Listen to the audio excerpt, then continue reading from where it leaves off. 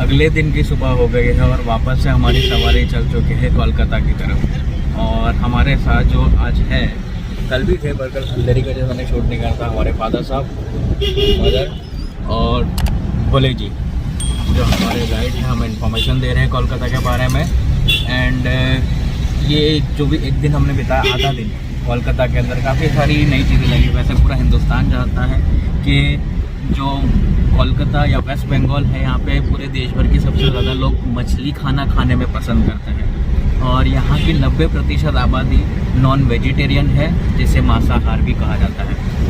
और जैसे हर जगह का अपना अपना खाने का कल्चर होता है, जैसे गुजरात में अगर आप जाएंगे तो खाने के साथ लोग गुड़ कैरी का अचार खाना पसंद करते हैं, उसी तरीके से यहाँ पे लोग खाने के साथ, चाहे वो वेज हो या नॉन वेज हो, इतना सा छोटा सा मछली का टुकड़ा मसाले के साथ मैरिनेट करके पका के खाने पसंद करते हैं, लाइक पिकल ओनली, राइट। और मज़ेदार बात ये लगी कि चाहे वो गराज हो यहाँ पे इर्द गिर्द में, चाहे वो लुब्रिकेशन की दुकान हो, मर्जी चाहे कोई भी दुकान हो, उसके आगे आपको ये जो मछली बेचने वाले लोग हैं वो नीचे रास्ते पे मछली बेचते हुए दिख ही जाएंगे। अशोकनगर से कोलकाता जाते हुए रास्ते के दोनों तरफ इतनी हरियाली है, दोनों तरफ खेत है, चावल के मैदान है। ये मैंने गुजरात में तो बहुत बहुत साल पहले देखा था। मैं आज भी उन सालों को, उन वक्त को याद करता हूँ जब मैं हरियाली वाले जगह पे रहता था। अब तो सिर्फ सीमेंट के जंगल है। चलिए चलते हैं सबसे पहली जगह पे, बेलूर मठ। बेलूर मठ बनवाया गया था स्वामी विवेकानंद जी के द्वारा 14 जनवरी 1938 के दिन, जी हाँ, मकर संक्रांति के दिन। वो रामकृष्ण परमहंस जी को ये उन्होंने टेंपल डेडिकेट किया है। यहाँ पे आपको रामकृष्ण परमहंस जी की मूर्ति भी मिल जाएगी, जो कि अंदर फोटोग्राफी करना अलाउड नहीं था, तो हमने नहीं की।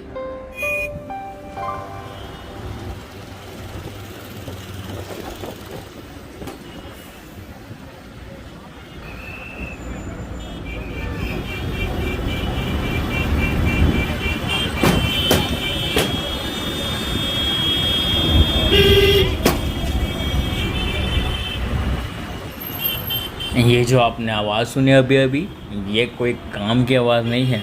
ये पुलिस वाले, ट्रैफिक पुलिस वाले जो बसेस है, जो ऑटोज़ है, उसको सिर्फ आगे रवाना करने के लिए उसके ऊपर अपने डंडे से ठोकते हैं। आधे से ज़्यादा एसेट इन्होंने इसी तरीके से ख़राब करी है। वैसे जो मैंने कैंटिलीवर की बात करी थी, वो उसका एक पिलर यहाँ से मेरे बाजू से होते हुए जा रहा है, और बाकी सारे जो है इसके ऊपर का है जो लोहा, उसे सपोर्ट करने के लिए। बाकी जो ब्रिज है वो तो 4 पैरों पे ही खड़ा है। और ध्यान से आप देखिए, आपको ऊपर यहाँ पे सीसीटीवी कैमरास दिख जाएंगे। मैंने आपको रात को तो नज़ारा दिखाई दिया था लास्ट वीडियो के अंदर, ये दिन के नज़ारे की बात कर रहा हूँ मैं। दिन में कुछ ऐसा दिखता है हावड़ा ब्रिज, और ये हुगली रिवर यहाँ से सामने दिख रहा है हावड़ा स्टेशन। ये यहाँ की लोकल बसेस है, सिटी बस।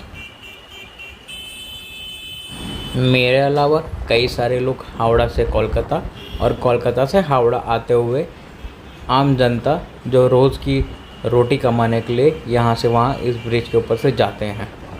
बाकी कोलकाता के लिए भी और सारी बातें हैं, हम वीडियो में करते रहेंगे, बट आप यहाँ पे लीजिए इसका व्यू, क्योंकि रात को तो आपको सिर्फ लाइटिंग का व्यू मिला होगा। ये है असली में हावड़ा ब्रिज। दिन दहाड़े अगर आप यहाँ से गुज़र रहे हैं तो ट्रैफिक की मारामारी, मैंने पिछले वीडियो में भी बताया था, बहुत है यहाँ पे। बहुत ढेर सारा समय लेके आप जाइएगा वहाँ पे। ये जैसे किसी बड़े शहर के अंदर ट्रैफिक होता है, तारें निकल रही होती है रास्ते से, भीड़ भड़ाका होता है, कुछ इसी तरीके से।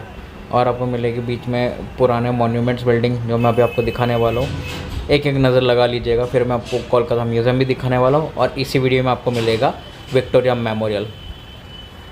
अब ये जो बिल्डिंग है इसका नाम है मेट्रोपॉलिटन बिल्डिंग, जो कि 1905 में बनी थी और अब LIC की हो चुकी है।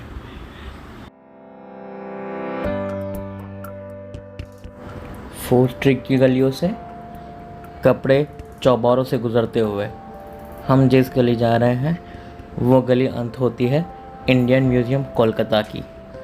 जी हाँ, यह है कोलकाता म्यूज़ियम।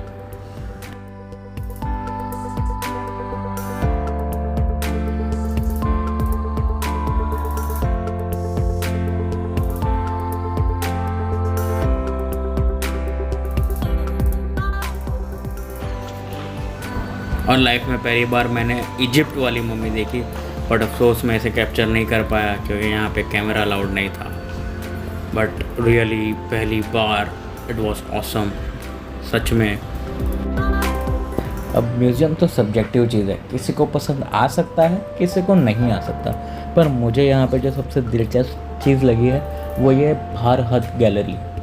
ये जातका टेल्स, लॉर्ड बुद्धा की स्टोरीज़, यक्षास और यक्षरीज देवतास की स्कल्पचर्स और उनकी मूर्तियों के ऊपर है। यहाँ पे आपको लॉर्ड बुद्धा के भी स्टैचूज़ मिल जाएंगे। और ये कहा गया है कि 1st सेंचुरी BCE की डिज़ाइन यहाँ पे है। ये बना था, कार्व किया था 1873 के अंदर सर अलेक्जेंडर कनिंघम के टाइम पे, लाल पत्थरों पे। मध्य प्रदेश की ये कला है जो यहाँ पे इन्होंने समेट रखी है।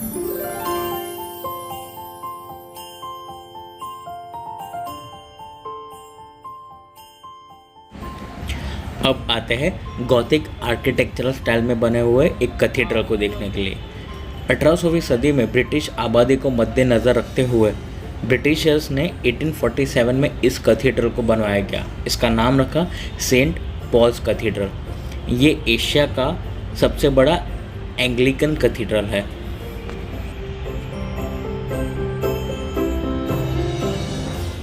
अब चलते हैं कोलकाता की सबसे खूबसूरत इमारत की तरफ, द विक्टोरिया मेमोरियल। दोस्तों, ये जो बिल्डिंग है 1906 से लेके 1921 के बीच में बनी थी, in the memory of queen Victoria. ये अब तो म्यूज़ियम है अंडर मिनिस्ट्री ऑफ कल्चर के। ये जो पड़ती है बिल्डिंग लोकेटेड है मैदान में, जवाहरलाल नेहरू रोड पे, जिसको चौरंगी रोड भी कहा जाता है।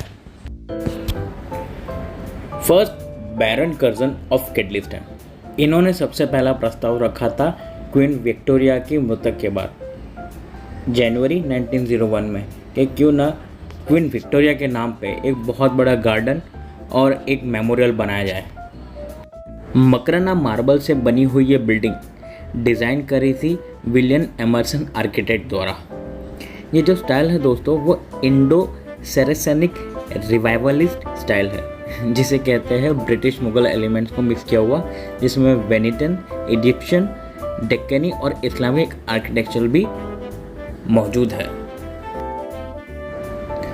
दोस्तों, ना तो आप हिस्ट्री के स्टूडेंट हैं, ना मैं हिस्ट्री का प्रोफेसर, तो ना मुझे विकिपीडिया से इन्फॉर्मेशन कलेक्ट करके आपको देने में ज़्यादा तकलीफ़ देनी है और ना ही मुझे ज़्यादा पढ़ना है। आज जो इस बिल्डिंग में हो रहा है उसके बारे में बात करता हूँ, जो आपको ऑनलाइन नहीं देखने मिलेगा। यहाँ पे आप खुद जाएंगे तब पता चलेगा कि बिल्डिंग के भीतर पुरानी यादें तो इस बिल्डिंग से जुड़ी ही नहीं है। वो सिर्फ स्कल्पचर, वो कार्विंग, वो डिज़ाइन वहाँ पे मौजूद है, बट यहाँ पे सिर्फ और सिर्फ आज़ादी की लड़ाई की कहानियाँ दिखाई जा रही है, जो कि हमारी जनरेशन के लिए तो बहुत ज़्यादा इम्पॉर्टेंट है। सुभाष चंद्र बोस का हमारी आज़ादी के पीछे कितना बड़ा योगदान था, उसकी कहानी आपको यहाँ देखने मिलेगी। उनके सपोर्टर्स किस वजह से हमारे देश को आज़ादी मिलेगी उनके बारे में। और इसके अलावा आप स्टोरी तो सुनना ज़रूरी है ऑब्वियसली सुभाष चंद्र बोस के बारे में, बट यहाँ की जो डिज़ाइन है, नज़ारा देखते ही बनता है दोस्तों। आप यहाँ से निकलेंगे नहीं बशर्ते आपको कोई यहाँ से खींच के ना ले जाए। आप लीजिए ये खूबसूरत सा व्यू। मेहनत करिए शूटिंग करने के लिए, काफ़ी सारे लोगों को हटाया है, रोक के रखा है ताकि वो आड़े ना आए शूटिंग के। आप भी मज़ा लीजिए, सिनेमैटिक व्यू का कोशिश करिए।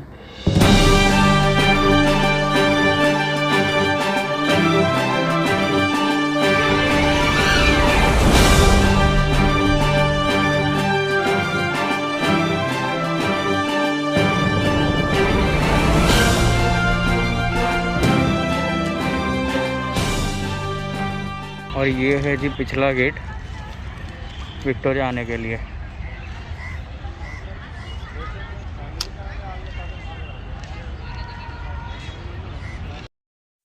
मेमोरियल के पीछे के रास्ते से बाहर आते ही आपको फूड स्टॉल्स भी मिल जाएंगे, टैक्सी स्टैंड भी मिल जाएगा और कुछ खिलौने बेचने वाले लोग। तो ये गाड़ी का वेट करता मैं और मेरा फैमिली यहाँ पे विक्टोरिया के कैंपस में खड़े हुए हैं। एंड कुछ बातें हैं कोलकाता के बारे में जो ध्यान में रखनी बहुत ज़्यादा ज़रूरत है। यहाँ का ट्रैफिक बहुत ज़्यादा हैवी है।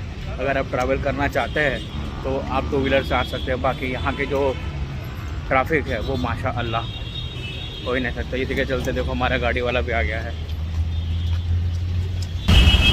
अब जा रहे थोड़ी सी वेट पूजा के लिए। नंबर 1 हॉस्पिटल है। अच्छा,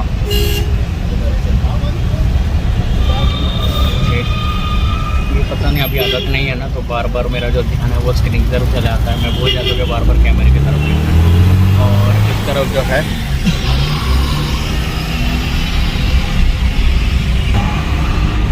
कोलकाता की old school and very famous yellow colour की टैक्सी है। ये आपको हर जगह पे दिख जाएगी।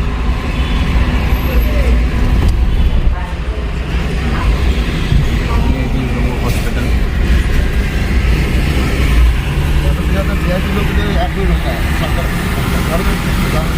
ममता दीदी भी हो जाते हैं क्या यहाँ पर?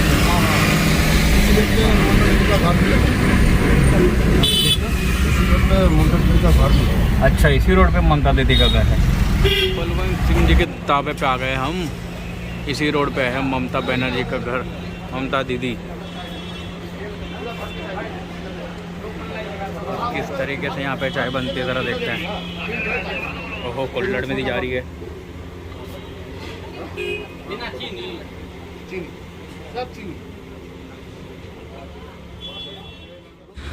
मैंने भोले जी से डिमांड करी थी कि मुझे ट्राम्स देखनी है, और ये डिमांड सही भी तो है। आखिर पूरे देश में एक ही जगह तो है जहाँ पे पुरानी ऑथेंटिक वही वैसी की वैसी ट्राम्स अभी तक चल रही है। बीच में बंद हुई थी हालांकि, बट वापस से पब्लिक डिमांड पे ये शुरू हुई है।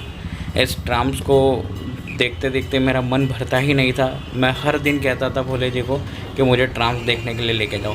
ये जो ट्राम्स है ये तो वैसे नहीं है, ईयर्स वाइज देखा जाए तो पुरानी है, बट फिर भी पुरानी में नहीं है। इसके पीछे जो आ रही है वो सबसे पुरानी है। और वीडियो आगे कंटिन्यू होगा अगले एपिसोड के अंदर, तब तक बने रहिएगा।